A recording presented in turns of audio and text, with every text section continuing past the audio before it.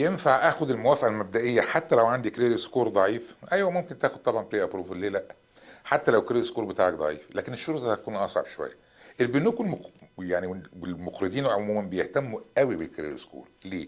لان هو ده بيحدد لهم مستوى المخاطره. الناس دي بتحط فلوسها عندك وعايز يعرف المخاطره هتبقى قد ايه، فلو التقييم منخفض ممكن تواجه فايده اعلى.